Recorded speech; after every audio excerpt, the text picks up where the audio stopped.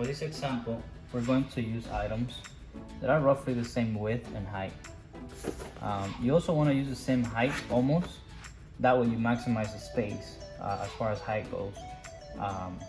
In order to fit more trays or make it look uniform. You don't want to have a huge item difference where it's going to take up a lot of space from your real estate on the vending machine. So in this case, I'm going to stand them up. They're roughly the same height, so it's going to look pretty nice when it's finished. Okay, so the first thing you want to make sure is that when you grab your divider, and we actually chosen a tall divider because we have a sort of a kind of like a tall product, you can say. Okay, first thing is you want to use your foot peg. Remember, this gives stability to your divider. Second thing is you want to make sure you don't smash your cable. So you have to get that out of the way before you snap it. Front goes first, so you have to align the front first with the inner groove of the tray. And then third, let's go to the front. Find a good space for the item. Not too tight, not too loose. Make sure that the middle, inner, front, and then the back are aligned.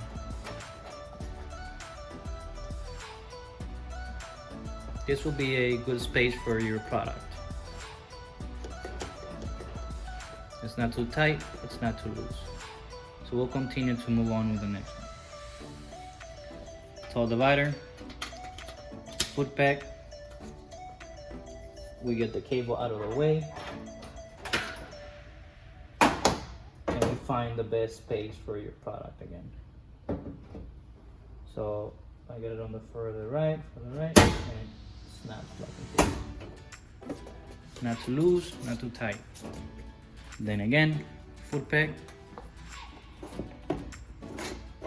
Align the product.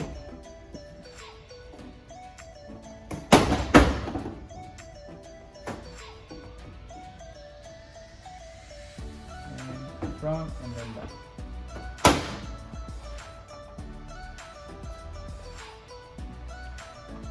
This would be a perfect example, which I thought I was gonna be able to fit this phone on the right side, but when I align these three products, it actually doesn't fit.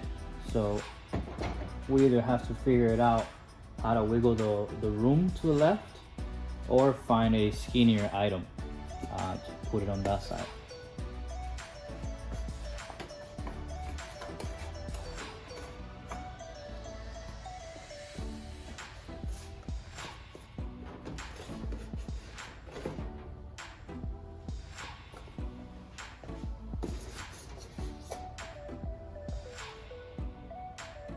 Okay, perfect. So I moved everything a little bit to the left. Left enough space for every item. And I was actually able to find something else that fits on the right side. So it's also a phone. It fits perfect in there. So now we move on to put in the motors and all the accessories that are gonna make sure that the product comes out perfectly. Since we are vending boxes, there's no need for clips. So we're just going to use the high capacity motor, which it only pushes products to the front. We're going to need the ramps, and this is to go on the sides, just so you don't have a huge gap on the left and right side of the motor. And it gives more stability when it comes out. And we're also going to need the metal strappings that are gonna hold the product in the front. Okay, so the first thing we need to do is put the ramps on this motor, okay. Okay, so adding the ramps, first we're gonna put 3 ramps, and this is going to depend on the spacing you're gonna have left in between motor and divider. So in this case, 3 is gonna be enough. We're gonna slide this one in there, and we're gonna slide this one in there. And then from this groove, and this groove is gonna go on the right side. And then this hook and this hook are gonna go on the left side of the motor. So see the hooks over here. groove goes in there and snaps back in place. Then from underneath, you got the hooks on the left. Yeah.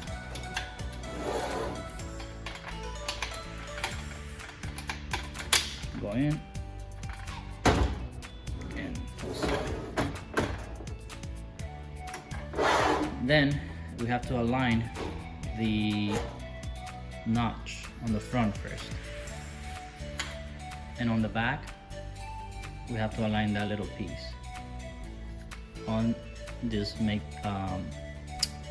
on the notches on the back.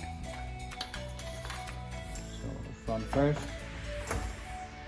make sure it's aligned, and it should fall back in place. Once we have the motor in place, the next step is going to be to plug it in. So I would recommend just to use whichever one's closest, and then make sure that you're not pulling the cables, and making sure that it's not tight. After that, ramps, make sure you have your pusher obviously. One thing that I forgot to mention is the pushers are trimmable. You can trim these pieces. And for this, we're gonna use metal straps.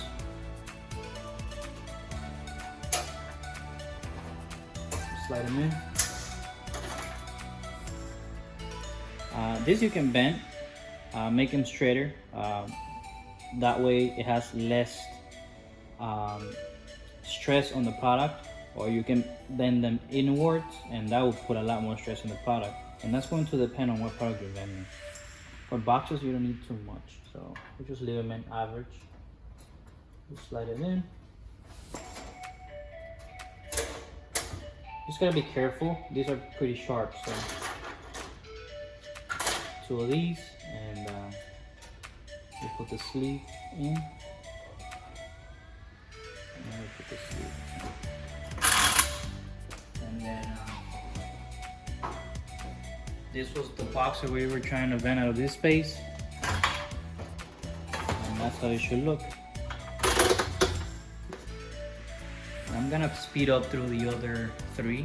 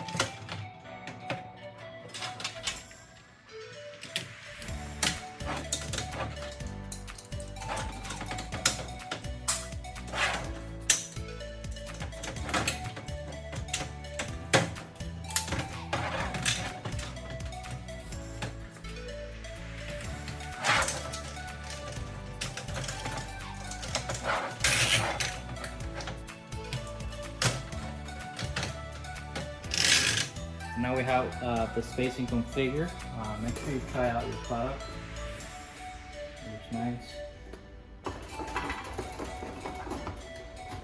It's pretty good.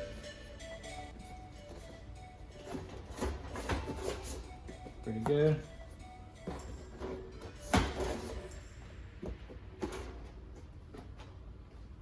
There you go.